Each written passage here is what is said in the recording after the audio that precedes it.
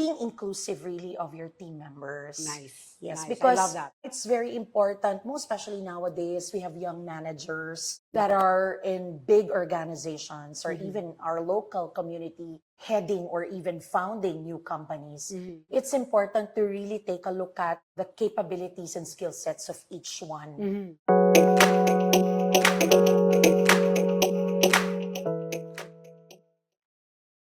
Hi, my name is Maria Ampelocchio. Here's an episode of Breaking the Mold.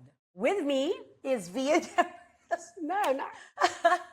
And I love the feel, Maria, I love the energy. Thank you. All right, so we'll get right onto it. Our topic for today are the common pitfalls in performance management. Ayan. Yeah. So we've been HR practitioners for many, many years, and we know that one of the common tools of creating parity inside the organization or creating an environment of fairness and making sure that those who have really performed well are recognized is through performance management.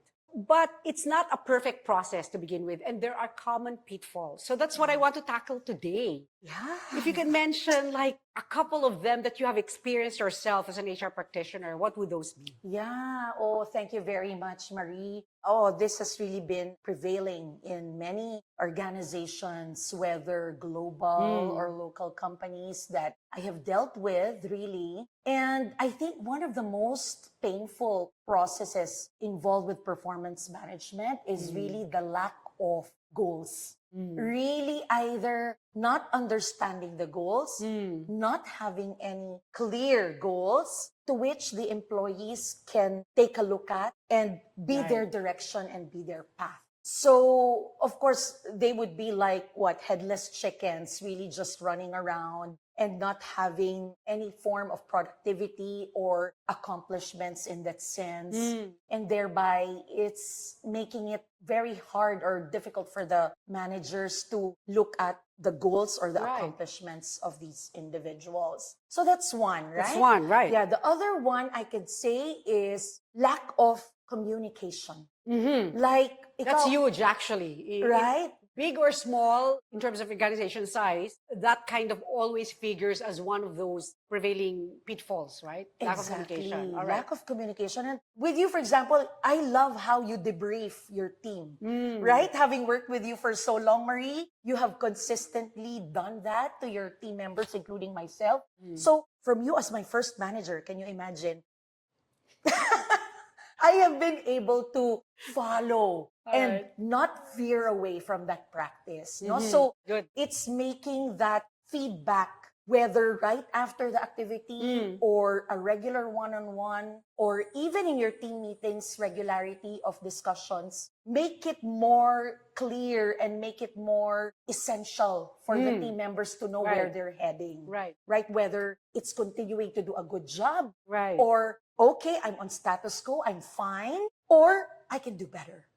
Right? Right, Feedback right. is so lack of feedback is really a huge thing. It's a common pitfall also of performance management. And then if I can just name a third one, Okay, good. would be it's very common for managers to have favorites or pets. Very common indeed.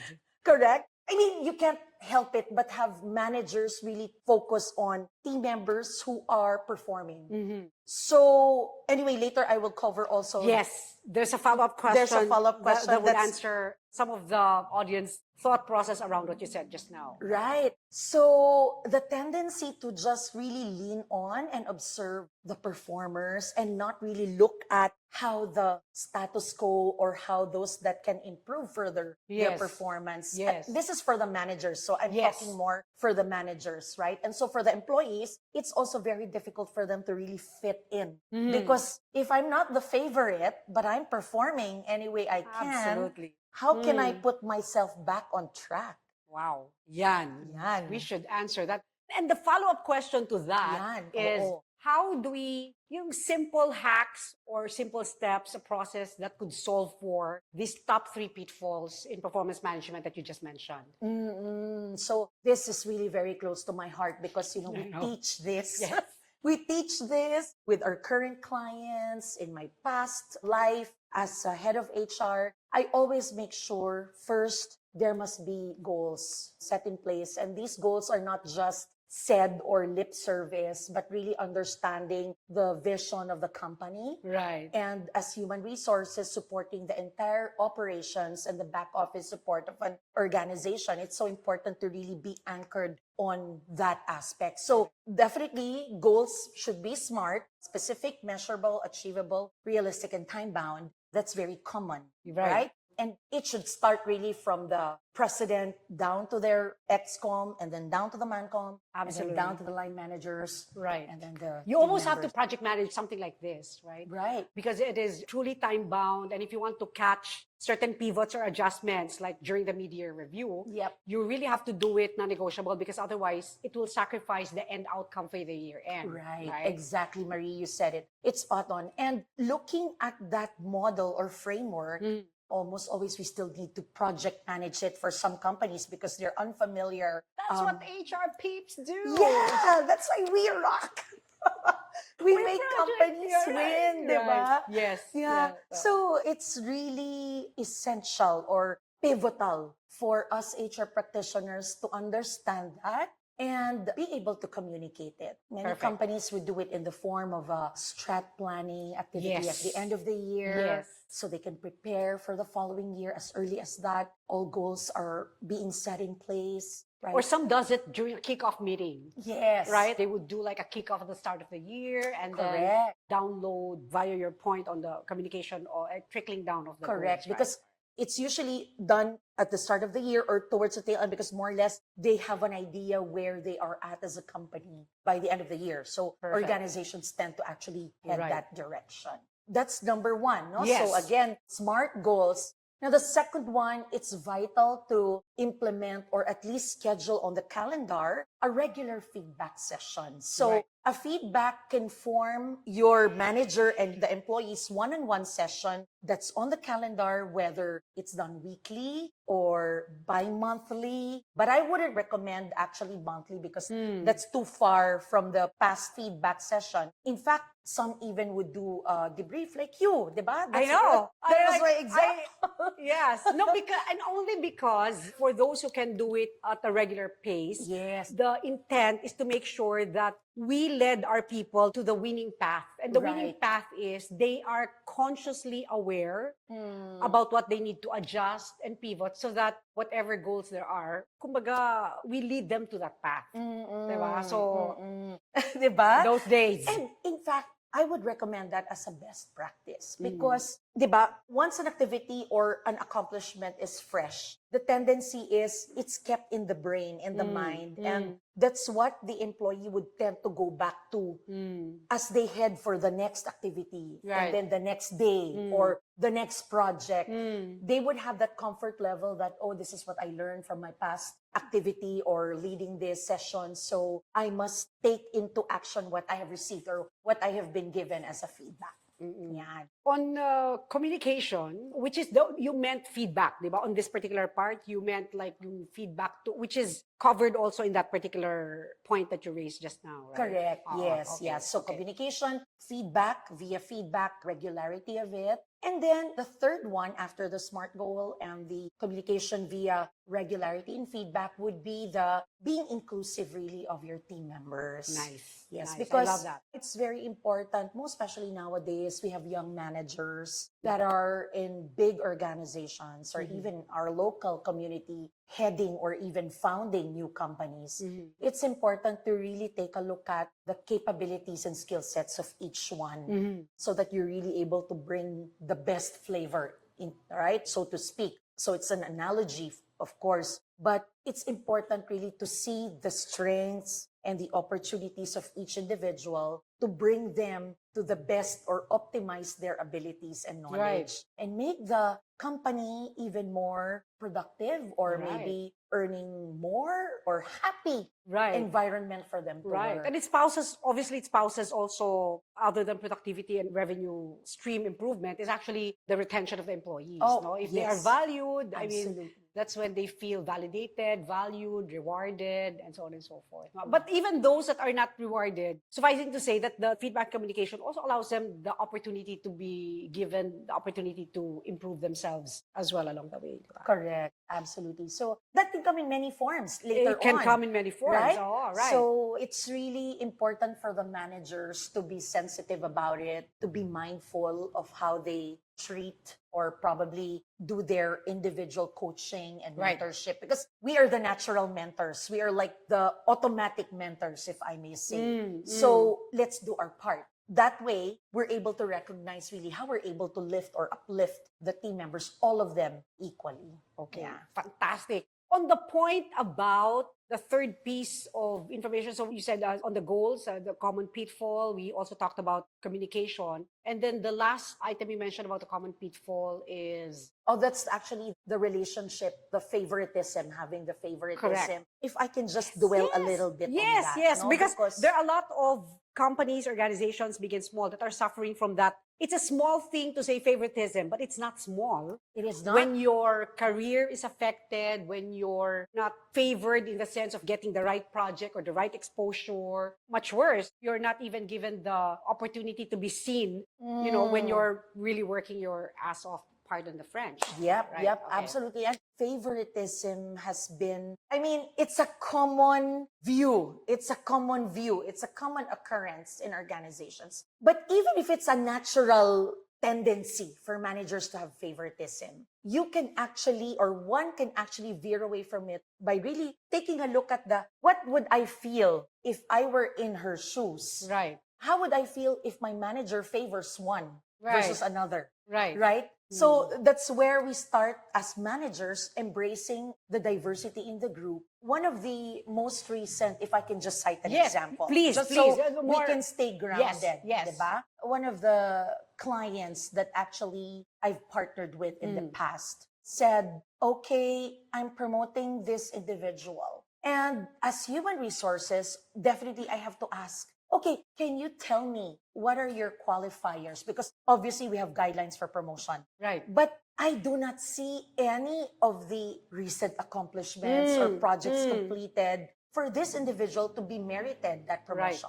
And later on, apparently, I found out that one of the reasons for this employee being recommended for promotion is that the manager has an inclination, has a favorite in the group, and that is in that person. Wow. So my question was, okay, what are definitely this is a biased decision, correct? Absolutely. For you to say this person merits a promotion, on what ground? On what qualifications? Exactly. And the manager said, the performance, the skills may not be exceeds or not high potential, but this person is definitely kind and has the heart. But that is not the only basis. That's not the parameter for... Exactly. That is not the only basis. So you have to take a look at the goals, right? The SMART goal. Has this person met the goals or even had gone beyond that? Correct? So it has to be, clear cut. It has to be based on facts and data. Exactly. Right. The heart is going to be there, and it could be like a tiebreaker later on. But the point is, favoritism will always be an issue or a pitfall, and the way the HR and the leaders of the organization can look at it is exactly what you said. Make it smart. Make it smart. Which is based and anchored on the goals of the company. Make it based on facts and data, right? And thank you for saying the word. I was actually going to say it later when we talk about tools and methodology, because definitely this is a procedure. It's a method that a manager and an employee needs to be very clear. And therefore, preparation to complete it is also very vital. Absolutely. But I would link that in the goal process, the SMART goal process, because it's time bound. So definitely there has to be a way to measure it on a regular basis. Right. Yeah. Perfect. Okay. So moving on to yet another question, and I know it's such an interesting point to make, all these pitfalls that you just mentioned, because I think there are many companies that are experiencing it but are not probably talking about it, and we can do a follow-up session on this in the future. I would love for those who will make a comment on this particular podcast to also weigh in and give in their comments also, because I know there are a lot who are either suffering or experiencing this kind. But moving towards, the world has changed a lot. COVID happened. There are new normal. Have you seen anything new in terms of an adjustment in the way performance management is driven in various organizations? Yeah, Marie, it's interesting because the landscape has changed over time. Like, I have been working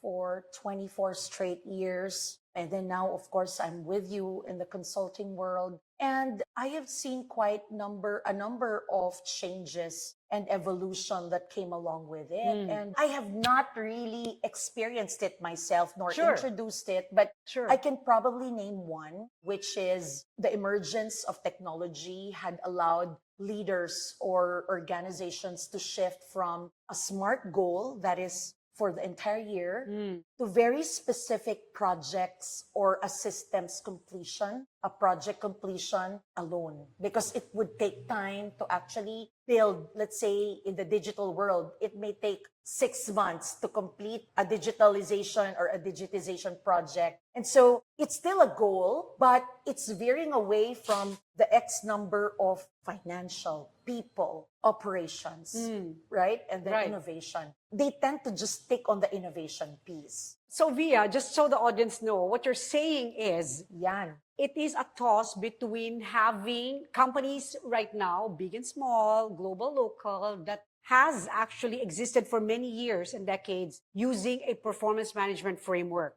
And it doesn't matter whether it's the management by objective type or the balance scorecard. Yeah. You're saying that the emergence now has led to companies that are no longer using performance management. Exactly. Okay, Yeah. wow, yon. I think Yan. that's a clear point to make there. Yes. So companies can exist without it, but you said earlier that it was with the aid of technology. Okay, nice. Yes, right? It's really surprising because one, like myself, who is so used to having empirical data to support the performance of an individual, whether it's goals, data, or behavior, right? Now is being changed to you're given a long-term project that you need to accomplish in a year. And that's why also I believe that results-driven approach is It is. also being covered now in the hybrid operating model for Correct. some companies, Correct. where employees are no longer clocking in and clocking out, Right, And right. that No. does not really matter compared to our early years, Yes, right? yes. Where 8 to 6 or 8 to 5 is Highly really traditional, important. correct. Highly traditional. Yes. So now leaders would tend to look at output and Correct. results. So, meaning it is in some way, shape, and form a performance management, but given a super different light in the sense that it's not in that framework of doing a self-assessment. It's more about your output and how your team has maybe a 360 feedback that covers how you have worked and collaborated with other people. Correct. And that covers pretty much it. Exactly. Right. So that's number one, right? And you have clearly defined it in that manner. You said the second system, which is the 360-degree feedback. Right. Because right now, almost always gone are the days where it's only the manager giving the employee a rating. Right. Right? There are more now stakeholders or even customers. That's why if you take a look at our world now, everywhere you can see a customer experience survey, whether in a service industry or a retail industry or restaurants, right? You almost always can see everybody asking for feedback Correct. and asking for rating, which is now Performance of the individuals that have managed those particular set of customers. absolutely. All right. Sir, that was on spot. And that was actually the reason why the culture now has evolved from a manager subordinate to a stakeholder, Love that. customer, Nice. manager, and employee kind of feedback. Love that. There, I mean, wow. I certainly think that there will be a part 2 for this kind of conversation because I think we opened the doors yet for this topic to be, and we've lived in a world which is more traditional and we're trying to veer. There's nothing wrong with being traditional, but I also think that we should move towards a more progressive view on performance because the landscape has changed, times have changed, even the kind of people we recruit and that are out there in the market have changed. There's a blended approach on how many companies have implemented a more hybrid, blended approach, to their operations. So I think we will probably meet each other in a different date and time and probably give them more about what we're talking about. But meantime, that's all we have for Breaking the Mold with Via Niebres of Radix HR, our head for HR services. Thank you. Thank you, Marie. Thank Thank you, you. everyone, for watching. See you soon. Bye.